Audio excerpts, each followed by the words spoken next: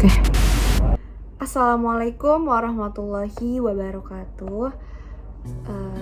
Jadi hari ini adalah day one saya sendiri buat membuat journal learning ya. Termasuknya perdana sih, karena sebelumnya dosen-dosen belum ada yang menugaskan journal learning, dan baru dosen di mata kuliah ini doang gitu. Jadi karena sudah membahas journal learning, jadi di dalam mata kuliah penulisan berita dan artikel yang diajar oleh Bapak Adi, beliau menugaskan kalau masing-masing dari kita itu dikasih tugas individu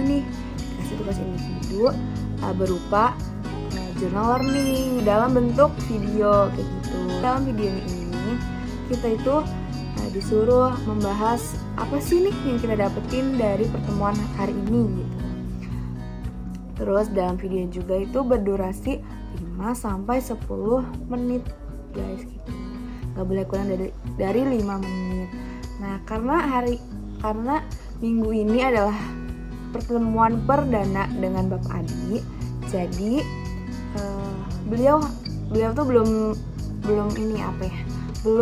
menjelaskan materinya secara rinci gitu loh. Jadi baru kayak perkenalan doang, kayak apa sih yang kalian tahu tentang berita, tentang artikel gitu. Nah di dalam pertemuan perdana ini Bapak Adi itu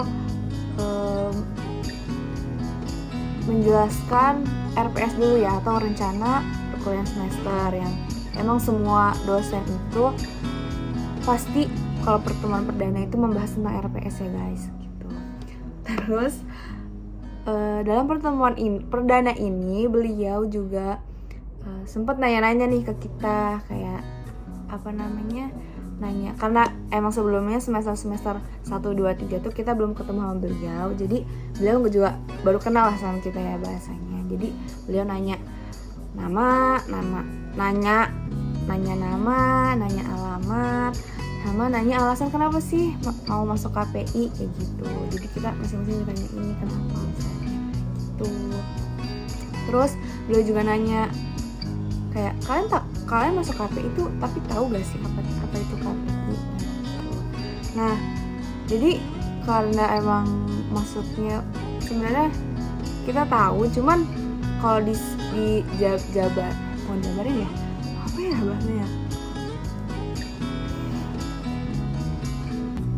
bahasanya,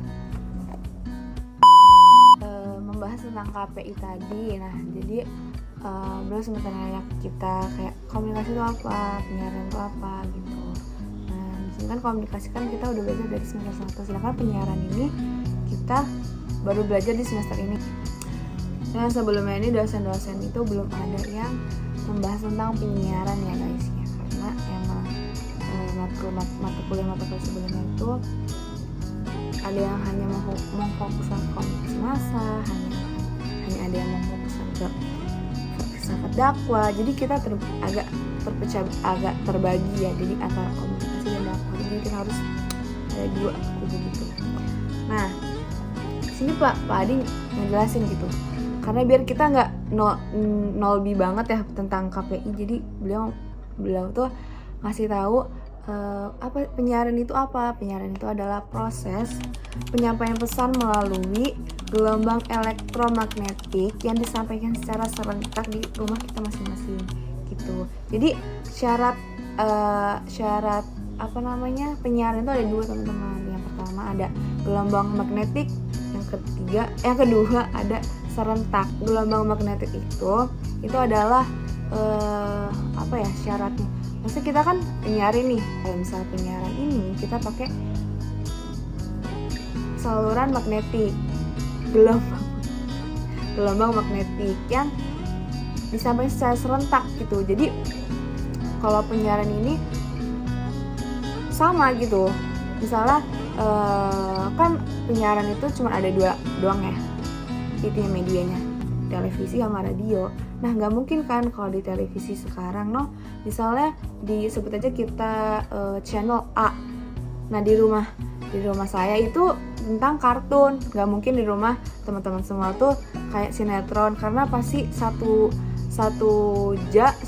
waktu ya satu siaran kayak gitu. Selanjutnya ada Apa sih perbedaan berita dan informasi? Nah, jadi bedanya tuh kalau berita adalah informasi yang disalurkan ke media, baik media cetak maupun online gitu. Dan berita juga mengandung rumusan yang kalian semua pasti tahu, yaitu 5W 1H. Sedangkan informasi itu belum tentu berita. Jadi nggak semua informasi yang kita dapat tuh bisa diberitakan gitu. Kayak misalnya kita misalnya ngasih tahu teman kita tentang hal sesuatu, kan itu belum tentu jadi berita yang harus kita sampaikan ke media ya gitu. Nah, di mata kuliah ini juga Pak Adi itu bilang kalau kita tuh nggak akan ada UTS sama UAS gitu. Karena UTS dan UAS akan dialihkan ke tugas-tugas kita gitu. Jadi tugas individu, tugas jurnal kayak gitu.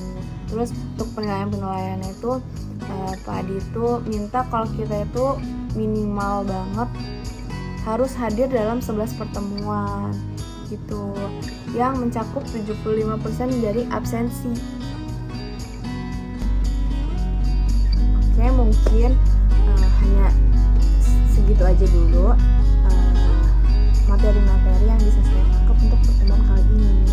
Jadi semoga di pertemuan berikutnya akan lebih banyak materi yang bisa saya tangkap dari apa yang disampaikan oleh Bapak Adi. Jadi see you in the next